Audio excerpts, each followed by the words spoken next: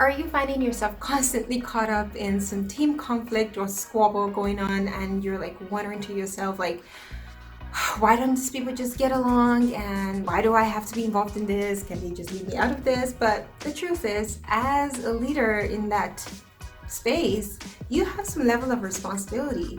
But the trick to it is, when do you know when to intervene, when not to intervene, when to stay clear completely out of it and let them figure it out, or just let things play out? In this video, I'm going to be sharing some methods to this madness. Okay, so if this is you in any way, stay tuned.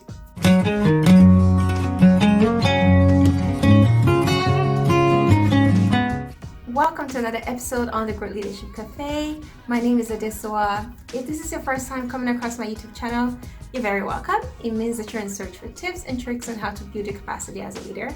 On this channel, I talk about all things personal and organizational leadership for folks who are new to management. So the newbie managers in the house, this space is for you. I want us to create a world of phenomenal industry leaders. All right, so if you're not yet subscribed to my YouTube channel, do so right now. I do post a video every week Tuesday, so when you subscribe, you get a notification every time I upload a video. All right, so today I am talking about team conflict. Now, conflict is a natural part of life. And I know some people are conflict averse and you don't want to be in the middle of it, you hate confrontation, and you just don't want to deal with it, right? However, you are in a leadership role now, and so you have a bit of a responsibility in making sure that your team works well together, there is peace and cohesion in your team, and people just get along, right? Because that helps with your business outcomes and what it is that you're working towards, because people feel comfortable talking to each other. You're not going to hoard things or not say things because they want the other person to look bad and all of that messiness. Okay, nobody wants to get in between or want any of that drama in their team. It's just exhausting and it's unproductive, right? So, however, like, how do you manage team conflict? When do you know when to intervene, especially in conflict that doesn't really involve you, but two members of your team are constantly colliding with each other, they're constantly butting heads, and you're wondering, like, why don't these two just get along, right? And so, say for example, a team member comes to you and says, Jaden has, been spying on me and saying, gossiping about me to this other person and that other person, and for some reason it has come back to me and I'm not sure what to do about it, but I want to confront the person. Or they tell you, like, I need you to address it.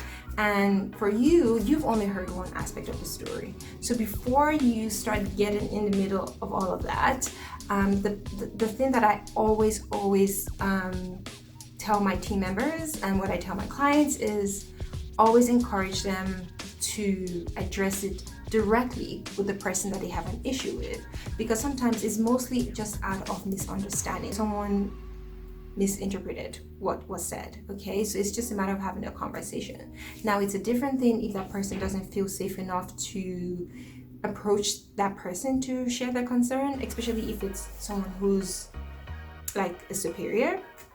That's a different ballgame entirely anyways. But in dealing with peers who are on the same level, part of your team, first of all, encourage that person to have a conversation with the person that they have an issue with or they think is saying something inappropriate about them. Encourage them to maybe just find a neutral environment, maybe when they go to lunch, or just have a sit down with the person to say, hey, this is how I'm feeling, this is what I heard, is this true? And just kind of get them to troubleshoot that situation a little bit more. And at that time, that is not a good time for you to step in. Okay, because some conflicts can really resolve itself and it just takes one or two conversations and that's it between the people involved. And so because you going into that situation at the time, you've only heard from one person, right? And if you're bringing the other person and saying, hey, this person came to me, first of all, that other person is going to feel a little attacked or antagonized that you heard from this person and you already assumed that I did something wrong or it's my fault, right? So that would just exacerbate the situation. It doesn't help in that situation. All right, so what you want to do is encourage that person to go try to address it. If they do that and they are not getting the outcomes that they hoped to get out of, approaching the person directly to have that conversation, is then that will be an appropriate time, to step in, connect with the other person and say, it has come to my attention. And you don't necessarily have to name names. You can just essentially say that, you have to come to your attention that, there is some rumors going around, or whatever the context of the situation is, and just find out, like, I really want to hear from you. I don't want to make the situation worse. I do want to hear from all of the sides involved and all of the parties involved. So I that's why I'm bringing you here, to get your perspective on the matter first. I treat a conflict as a problem tree, okay? And just with the way a tree works is, there's the seeds in the ground that, generates the roots, and then builds up the branches, and then you have the leaves and the fruit and whatever. Okay, so in this case, there's the root cause, the branches can be the core problem, and the leaves, the fruits can be the effect. So the outcomes, how it's manifesting. Okay, so dig in, so get perspective from all of the parties involved, and trying to get an understanding of what's really going on, like what is the main problem here, because you might be treating the effects, how it's manifesting, and one person is gossiping about the other, but maybe there's something that somebody else did that kind of instigated this in the first place, and it has kind of just evolved and snowballed into this big issue that you see now. Okay, so it's really digging deep to figure out what is the main problem here, right? Where was the genesis of this? And so when you're doing that by speaking to each person that is involved, all of the parties, you're really just getting to the bottom of it and getting the root cause and seeing where it came from. Okay, and so if at that point these people cannot resolve it independently or amongst themselves, then it makes sense to then step in, bring them in, and like, okay, this has happened, that has happened, but we need to move on. So what will it take for us to figure this out and resolve it, and really just get them to speak, everyone to share, be there to listen, but give space for each person to speak and be heard, and discuss a solution that you feel, that you guys all feel would be amicable and at least satisfactory to each person. Maybe everyone might not get what they want. They might get a little bit of what they want, but not everything, right? Compromise. Some people will have to trade something here and there, but obviously not with one person be the one who's getting blamed for it. You don't want to say, well, who started this? It was your fault. Like, no, that just gets messy. People get very hurt. It can get really heated, and it just makes things worse. Okay, so first I would say is encourage them to speak to each other independently, and if that hasn't worked, that's when it makes sense for you to start talking to each parties independently who are involved, and just get the facts of the matter.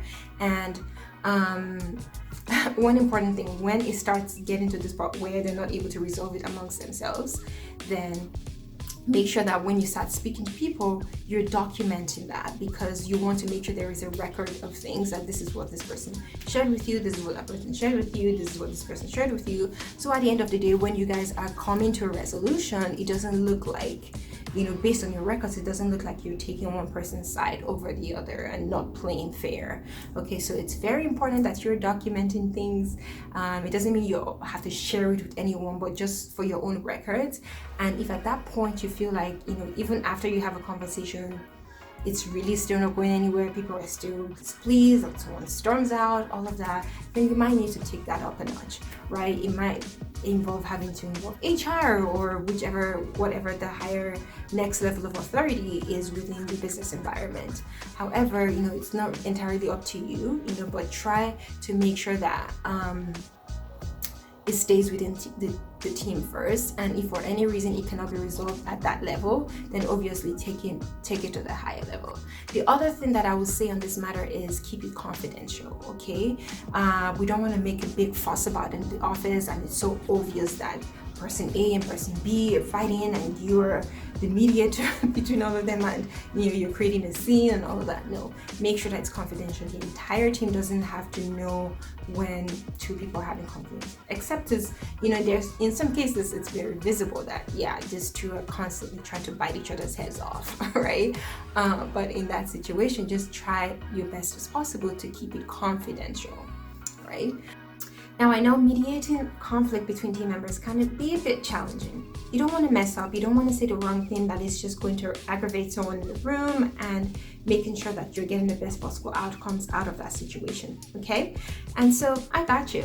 I have a 5-step power guide that would help you crush difficult conversations, and that guide is called my Confrontation to Conversation guide. That would essentially give you a 5-step process in my thinking and doing process before I ever have a conversation with someone that is similarly, a difficult conversation. This is something that has worked for me over the years. This is something that has worked for many of my clients, and you should definitely check it out. I will put the link to it in my description box below, and click it and download it. It's a free copy, so use it and let me know how it works for you. Well, that's all I have to say on this matter. If you found this helpful, so give this video a like. Let me know that you appreciate the content coming out of this channel. And if you're not yet subscribed, again, subscribe so you get a notification every time I post a video. And until next time, take care of yourself. Bye for now.